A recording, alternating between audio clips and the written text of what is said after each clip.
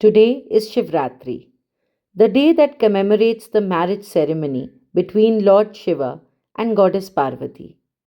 Well, this is something we all know, but for a sadhak or a meditator, this marriage of Shiva and Shakti holds a divine significance, a symbolic meaning. It refers to a divine process that happens within us. Let us understand what it is. The universal consciousness resides within us as Kundalini Shakti, which is also called Adi Shakti or Goddess Parvati. And our soul, the true, unchanging, eternal self within us, is Shiva. So, when this consciousness meets our soul, or in other words, when these two elements merge within us, we call it the union or marriage of Shiva Shakti. Now, you may have noticed that Shivratri is often celebrated at 12 o'clock in the midnight. Haven't you wondered why this is so? Well, the reason is that it is at 12 o'clock precisely that one experiences a state of deep sleep. This happens due to the effect of Maya, also called the illusory power of the universe. As Maya induces us into deep sleep, the consciousness meets the soul. The union of Shiva and Parvati takes place. But it happens in secret without us realizing it or being able to experience it as a conscious experience. This is how the consciousness within us completes one round each day every 24 hours. Now, another important aspect to Shivratri is that during this night, there is a conducive alignment of planetary positions and positive vibrations in the universe. These are so potent for sadhana that the sadhana and mantra jap during this night from midnight 12 to 5:30 am are exponentially more effective, yielding fast results. So we must endeavor to do as many rounds of Kriya or spiritual practices as we can on the night of Shivratri. Now, offering water, milk, bilva leaves, and other such things upon a shivling are only external rituals. The internal rituals are to be done as I have just explained to you. Now, I ask you, is there any difference between one god and the other? No, not at all. We perceive our consciousness and the soul as Shakti and Shiva if we are devotees of Lord Shiva and Parvati. If, however, we are devotees of Radha and Krishna, then Radha is the consciousness and Krishna is our soul. Similarly, if we are devotees of Sri Ram and Sita, then Sita is the consciousness within us, or the Shakti, and Ram is the soul. So, as you can see, there is no difference in the basic elements of the consciousness and soul. The consciousness is also called Prakriti or divine feminine, and the soul is called Purush or the divine masculine. Both these elements reside within each person. Their role also remains the same. We merely afford different names to these roles too. For example, in Sufism, the self is considered the lover and the consciousness is the beloved. However, in Bhakti Marg, we consider ourself, our true self, our soul as the beloved, and consciousness becomes the lover. Thus, we see that surrender is at the core of all these belief systems. Calling the soul a lover and consciousness as the beloved, or vice versa, is just a play of words, showing the nature of our affection, our bhav. It doesn't matter whether then you perceive the relationship between these two elements as one of a mother and child, a father and child, servant and the Lord, lover and the beloved, or just friends. The desire is to simply merge with the divine. What relationship you choose to settle into doesn't matter. The purpose is to channelize your love, devotion, constant remembrance, and surrender to the divine. This love or devotion then helps you to liberate yourself from the attachments and entanglements with the world. On the other hand, when you put the same emotion and love in the relationship with people around you, it simply becomes a source of entanglement with the material world.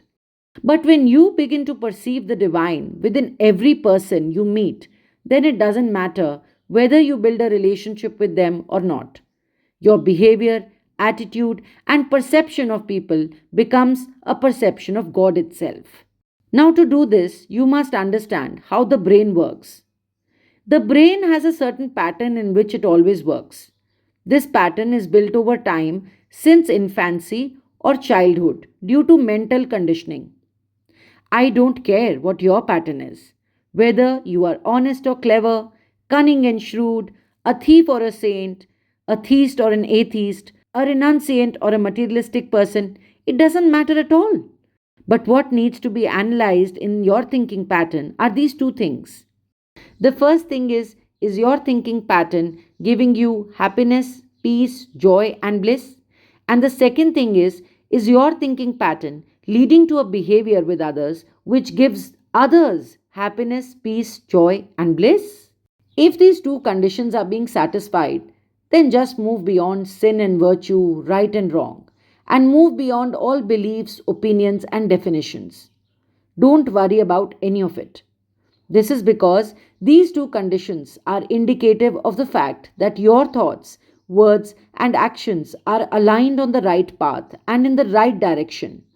On the other hand, if you are an extremely well read and knowledgeable person with high ideals, and you consider your thinking and perception to be extraordinary, but your thoughts and contemplation are giving you a brain rot, making you worried, upset, irritable, angry, or depressive, and your words and actions, behavior with others, is making others upset, irritable, or angry too, then be assured you are moving in the wrong direction and your thinking pattern is not correct. There is a couplet by Kabir Das, a Sufi saint, which summarizes this wisdom.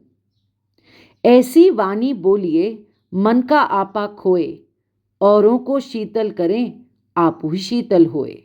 This basically translates to speak in words so sweet that fill the heart with joy, like a cool breeze in summer for others and self to enjoy. Now, how will such sweet words play upon your lips? When your thinking is positive and blissful, isn't it? Just this morning, a word reached my ears. A disciple was saying that I feel like when Swamiji was in India, far away from Finland, where the disciple lives, he or she used to experience a constant flow of Swamiji's love and energy. And just last night, as Swamiji reached Finland, the disciple felt like flow of love and energy from the Guru had stopped.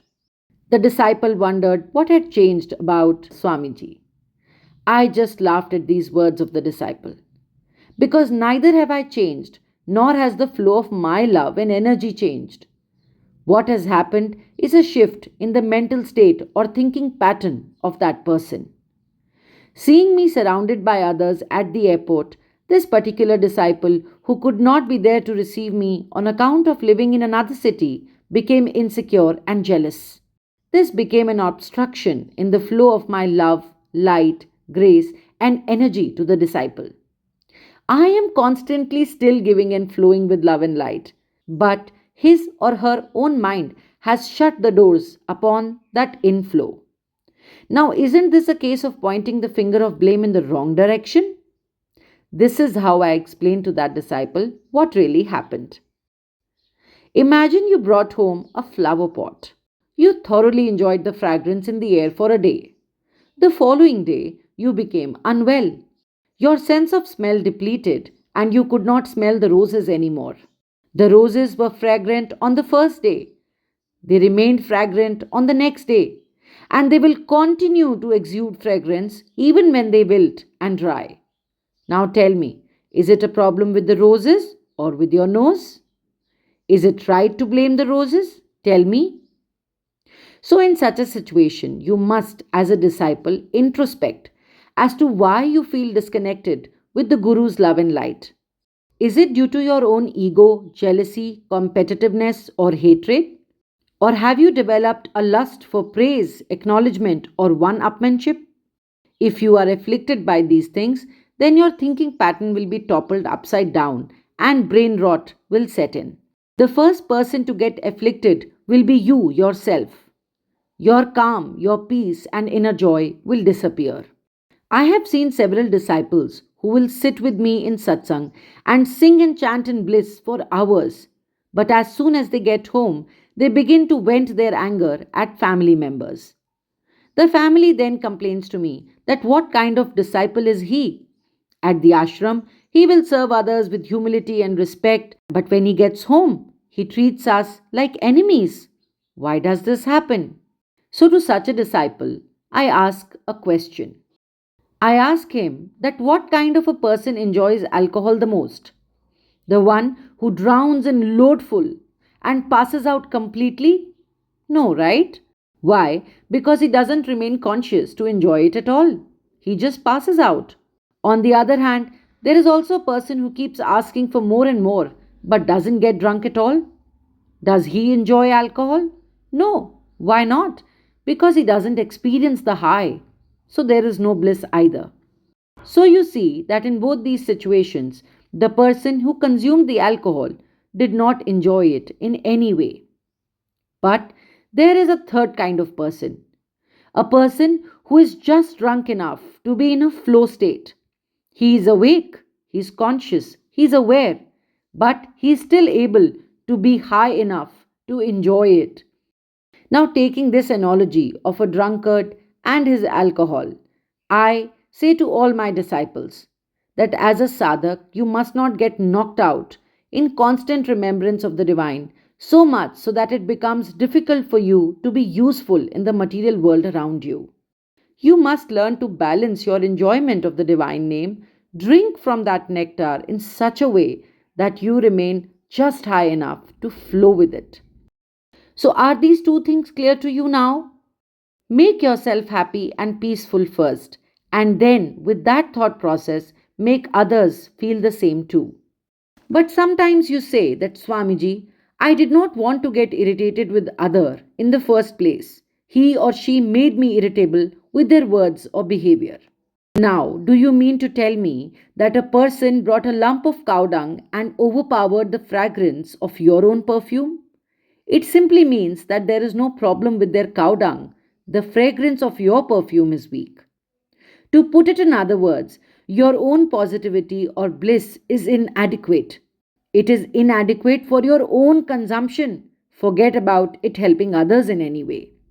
Ideally, you should be in a state wherein you must overflow with love and positivity to such an extent that it should end up transforming even a dreaded criminal standing before you. So, this is what a disciple, a sadhak, must work on. He should pay attention to the kind of thoughts that originate during his sadhana or spiritual practice. Please understand, it is the function of the heart to beat relentlessly. Can you make it skip a few beats? No, right? Similarly, it is the function of the brain to think relentlessly. You cannot stop it. It keeps throwing up images in the form of dreams even when you are sleeping. The thought processes continue to function. So, your only work is to carefully watch your thought process. Feed the brain with the right kind of fuel, which is love and positivity. If you find that there is an undesirable thought pattern, pick it up and throw it out. This is the sole purpose of spirituality.